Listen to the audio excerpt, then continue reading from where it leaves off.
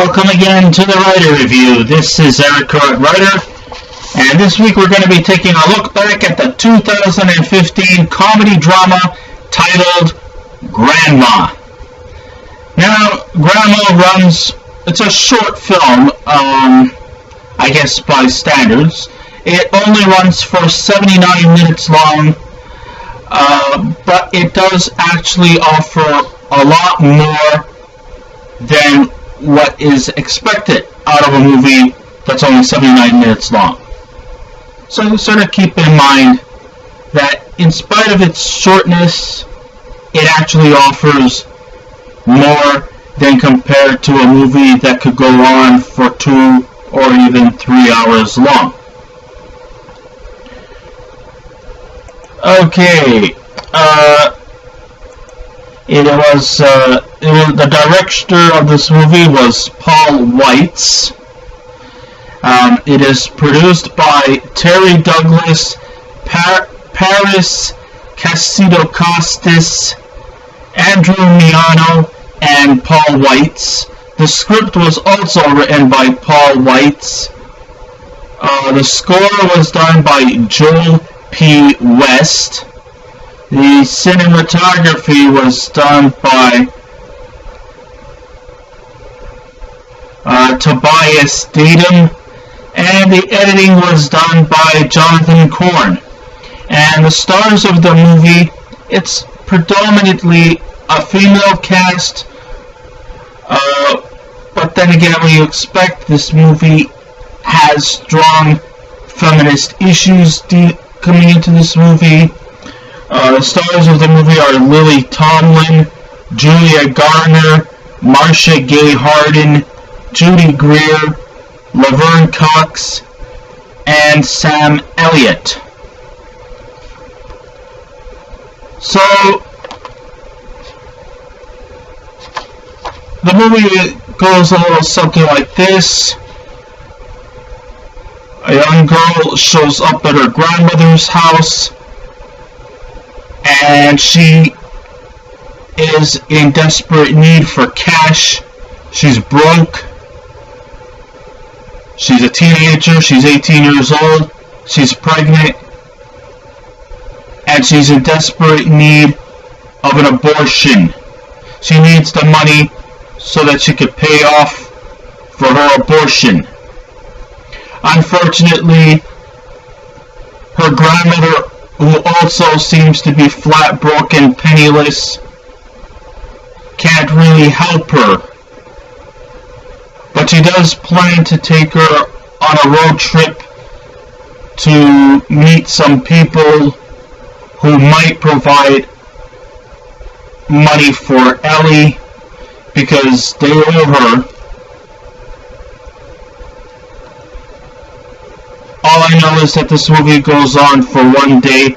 Now, I know this young lady could have asked her mother for cash, but since her mother is quite the intimidating individual to not just her, but to her grandmother, so asking her mother for money is completely out of the question. So the question we often ask is, will they be ready on time to get that much needed money for her abortion?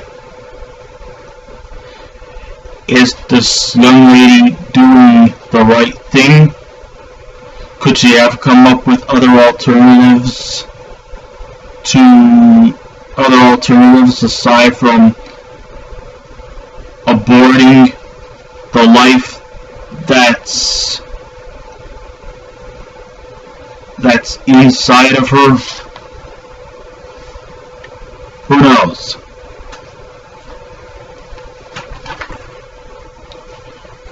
In the opening scenes of this financially challenged flick titled Grandma, under the direction of Paul Weitz, at first I swore I was going to show my utter disdain for this movie.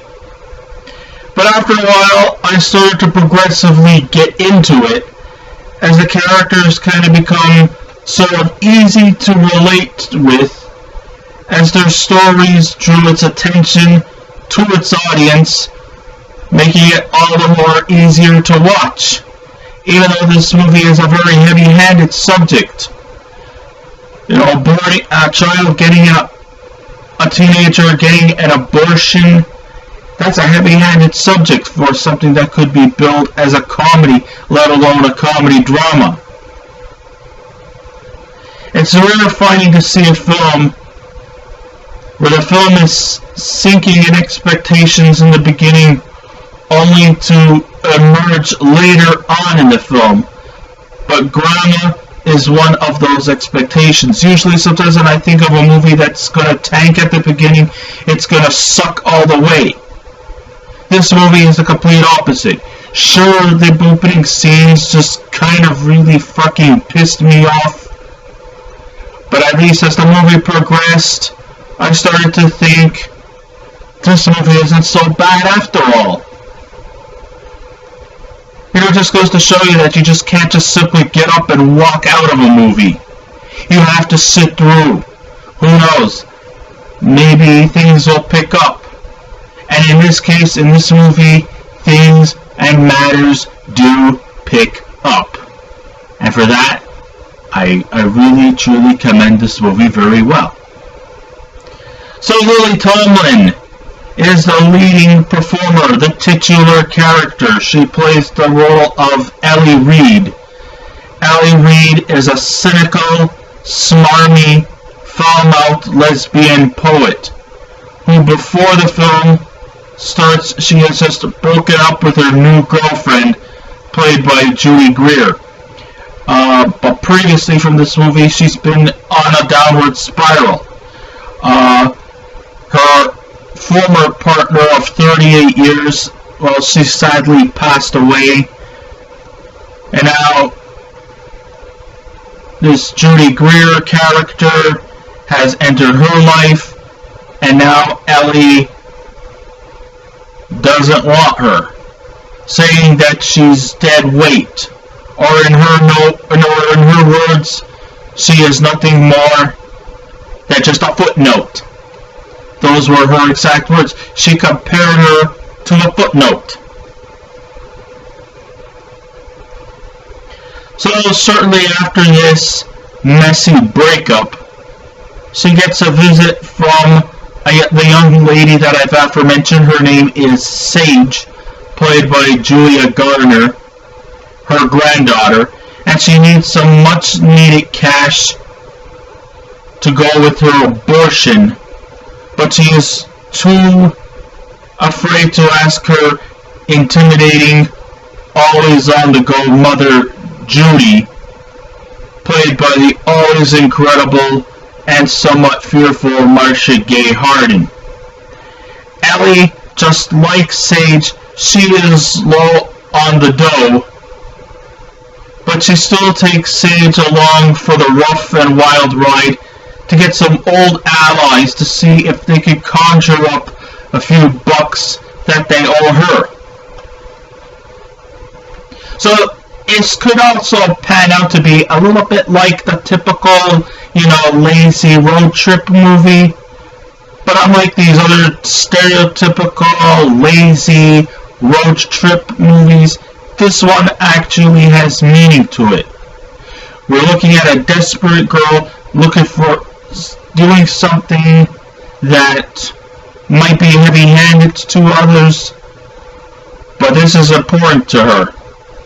And I don't think people should be judgmental. If you are sensitive about the subject of abortion and you think that abortion is the wrong way for her to go with this whole ordeal, then maybe this movie may not necessarily be for you. It is a very, very touchy subject.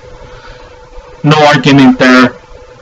But the thing of the matter is, this is her decision, and she's got a right to it. She actually is saying that the reason why she wants this abortion is not because she doesn't want to someday get married and have kids, but the fact of the matter is, she's 18 years old. She's not ready to have a child. And neither is the boyfriend who impregnated her, played by Nicholas Wolf. Obviously, he lives at home.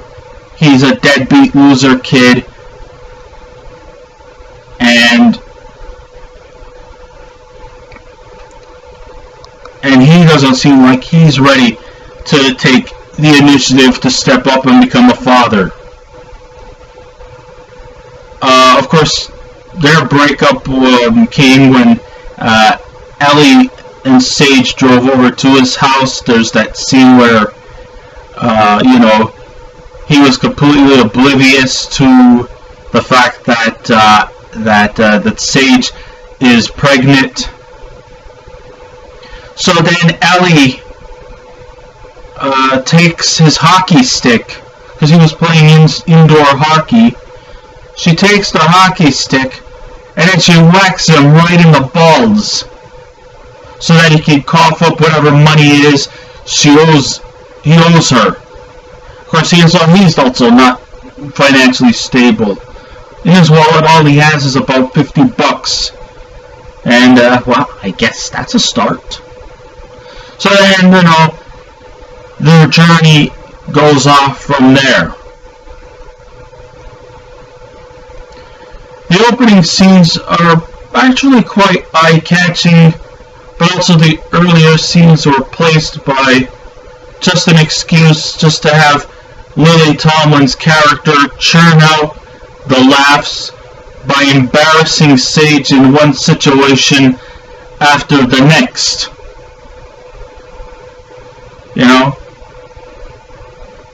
Just for the sake of watching the unconventional, stereotypical, theatrical grandma, not the conventional grandmother, old lady, gray hair. Talks like an old hag, Oh, hello, dearie, I'll pinch your cheeks for you. And I'll bake you a nice apple pie. No, she's not like that. Screw that. She's not the conventional grandmother who wears an old shawl and dresses like an old hag. No way, she's a beat old lady.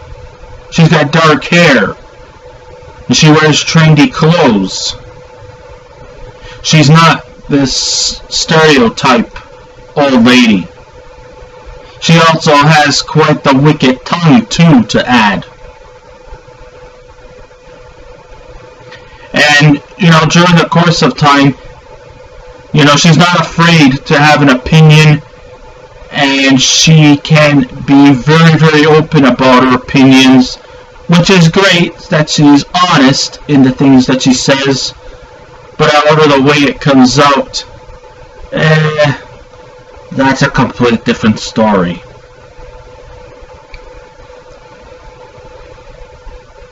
Anyhow, it seems that wherever Ellie goes, she's going to embarrass Sage in whatever situations that follows.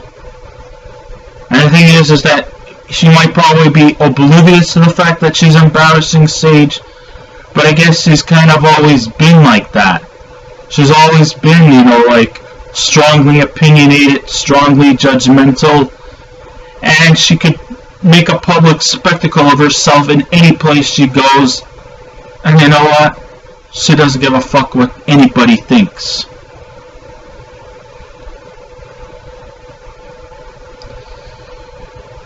So Ellie takes Sage to what was a clinic where they can deal with financially challenged people like Sage and can do the abortions almost pro bono or with a smaller fee than what she's expecting. I mean, this abortion is going to cost something like a little around the $600 mark. What was that? Something like $545, something like that. I think it was something like that, or maybe around the $600 mark. I don't remember. Anyhow, they go to she takes her to this clinic, but now this clinic is no longer in business. Instead, taking over the clinic has been replaced with a coffee shop. Now, this clinic was definitely a place for women facing similar problems as Sage's, and sure enough, Ellie causes a scene by loudly exploiting the high costs of abortions, which leads to Ellie getting into a verbal sparring match with an unfortunate worker named Chow, played by John Cho. John Cho, of course, you know from the reboots of the Star Trek franchises. Yes, he's Mr. Sulu, the new Mr. Sulu from the newer Star Trek movies. Yeah. So she gets into a sparring match with him. And, of course, you know, she also spills his coffee on purpose, causing a scene, causing the patrons in this shop to, like, stare at her. And she doesn't give a damn about it. She may not think she's causing an embarrassment, but she is. And so then Mr. Chow tells her, you have to leave. So then they decide to go to other places, to people who owe Ellie the money. Now, the reason why Ellie is broke was because, well, number one, she had to pay for her funeral costs for her dead lesbian friend, and she also cut up all her credit cards. So she's practically up Schitt's Creek without a paddle, just like Sage is. So then they visit the diner where her ex, Olivia, that's the Judy Greer character, works, which results in a myriad of childish verbal abuse and condescending insults. And then they go to some kind of a bookstore where she meets the owner, or I guess a co-worker at a bookstore, played by Elizabeth Pena. This is Elizabeth Pena in one of her last roles. This is shortly before Miss Pena's death. Sad to say, you know, she died relatively young. She was only 55 years old. But, yeah, while there, they also, her and her ex, Olivia, have a verbal sparring.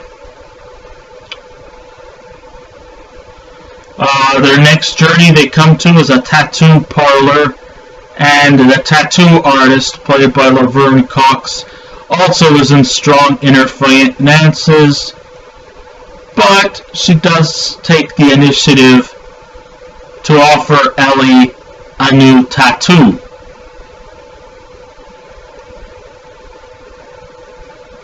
Tomlin is truly one of the great legends in comedy. I mean, she started in her early days. She was like one of the many alumnuses going way back into like the late 60s.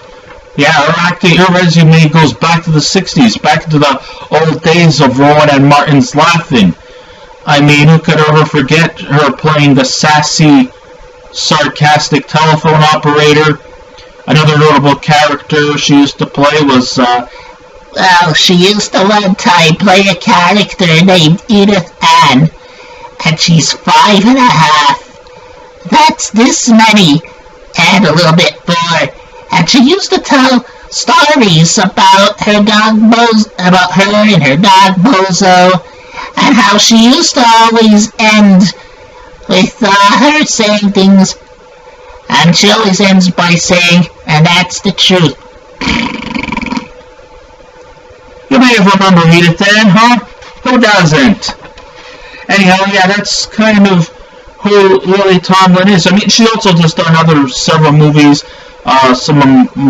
Another movie that has a strong feminist vibe to it. She co-starred with Dolly Parton in a movie in, I think it was in 1980, called 9 to 5.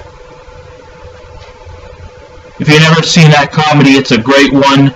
especially for movies that have strong feminist feelings towards it. If you're into that kind of stuff, recommend you to see that one. Anyhow, she is a great legend in comedy. It traces back to the 60s. But sadly here, she seems reduced to just playing the typecast sassy grandma.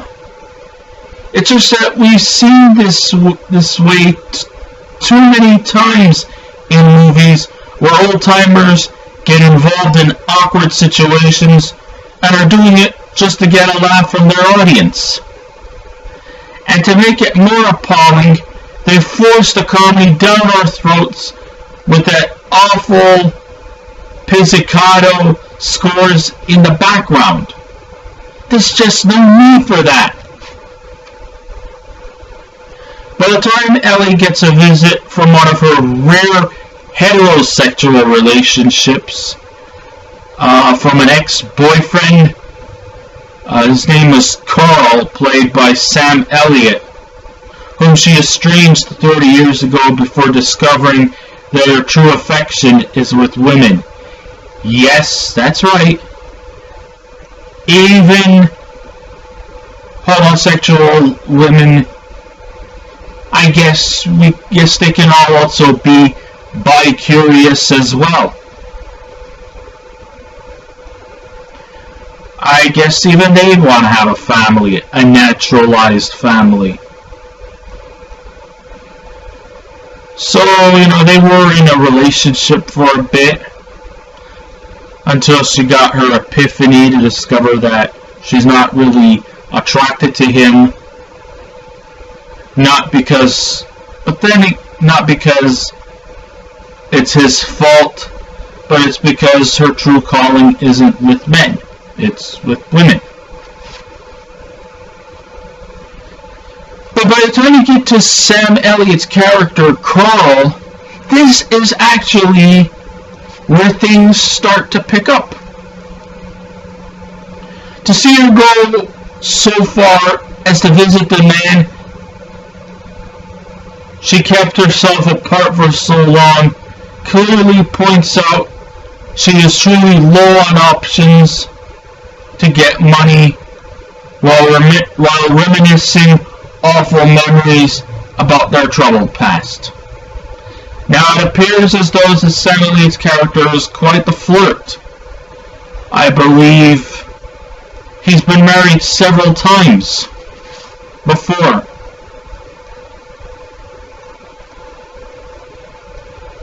So, but the thing is that this is when things start to get interesting, and this is where the movie starts to get better as it goes along.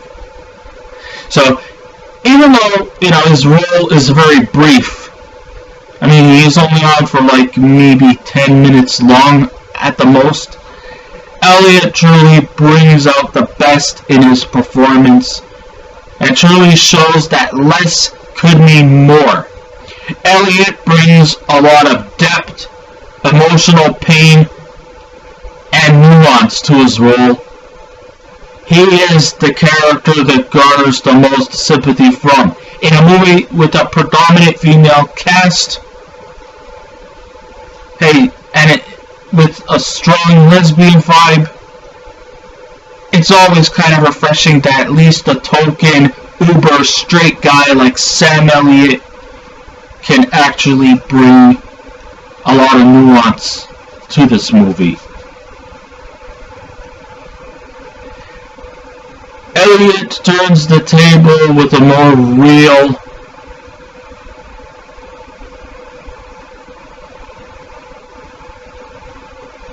and raw turn and has a dramatic edge to the film,